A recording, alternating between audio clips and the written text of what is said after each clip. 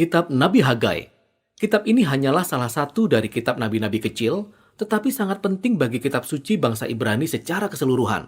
Selama berabad-abad, para nabi Ibrani ini telah menuduh bangsa Israel melanggar perjanjian mereka dengan Allah, dengan menyembah berhala dan berlaku tidak adil.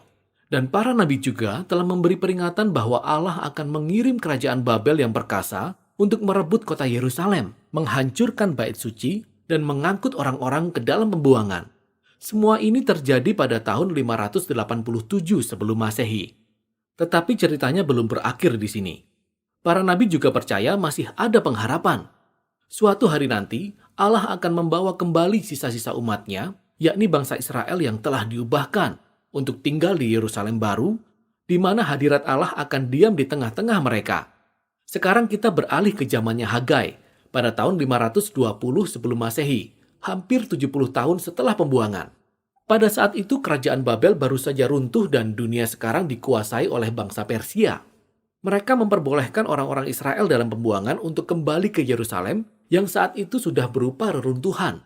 Maka di bawah kepemimpinan seorang imam besar bernama Yosua dan seorang pewaris dari garis keturunan Daud yaitu Zerubabel, sekelompok orang buangan pulang ke Yerusalem dan mulai membangun kota dan kehidupan mereka kembali.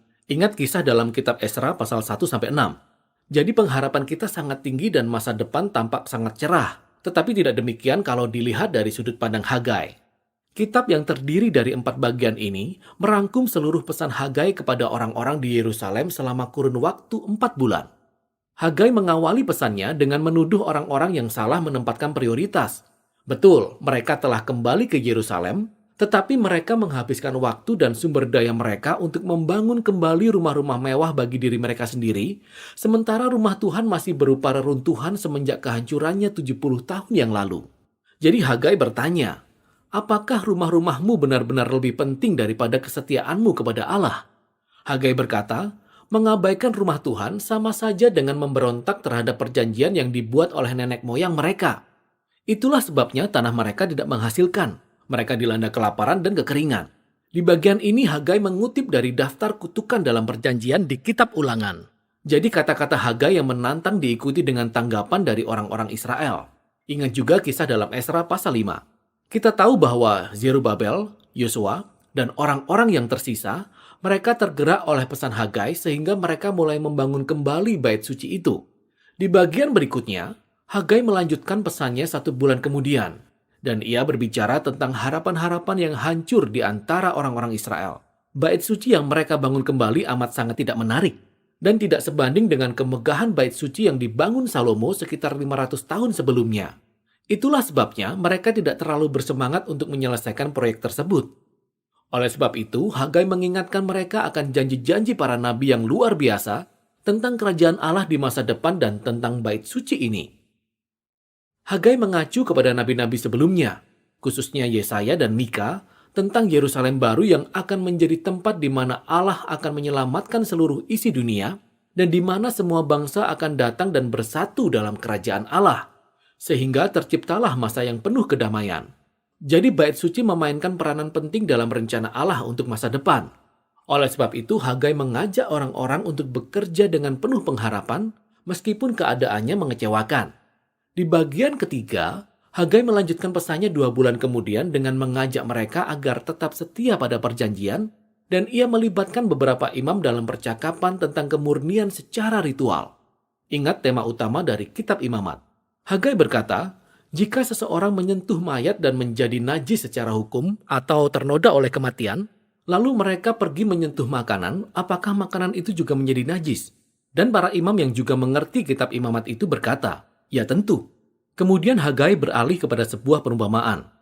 Ia berkata, beginilah keadaan orang-orang Israel dan apa yang mereka lakukan untuk membangun kembali bait suci. Jika angkatan ini tidak merendahkan dirinya, jika mereka tidak berpaling dari ketidakadilan dan sikap masa bodoh, maka Hagai berkata, apapun yang mereka bangun dengan tangan mereka, termasuk bait suci yang baru ini, akan menjadi najis pula. Hagai menantang mereka agar mereka menunjukkan pertobatan yang sejati dan kesetiaan pada perjanjian dengan Allah, agar upaya pembangunan bait suci itu dapat mendatangkan kerajaan Allah dan berkat-berkatnya. Jadi masa depan Israel kiranya ada di tangan mereka. Allah sedang menantikan umatnya untuk kembali setia. Jadi pilihan yang Hagai berikan kepada angkatan dari pembuangan ini sangatlah mirip dengan tantangan yang Musa berikan kepada angkatan di padang gurun sebelum mereka memasuki negeri perjanjian itu. Ketaatan mereka akan mendatangkan berkat dan keberhasilan, sementara ketidaktaatan akan mendatangkan kehancuran. Hagai mengakhiri kitab ini dengan kesimpulan tentang pengharapan akan kerajaan Allah di masa depan. Allah akan menjadikan Yerusalem baru sebagai pusat kerajaannya yang mulia, yang terdiri dari berbagai bangsa. Dan dari sanalah ia akan melawan dan mengalahkan kejahatan di antara bangsa-bangsa. Ia mengingatkan mereka tentang kekalahan tentara Firaun dalam kisah Keluaran.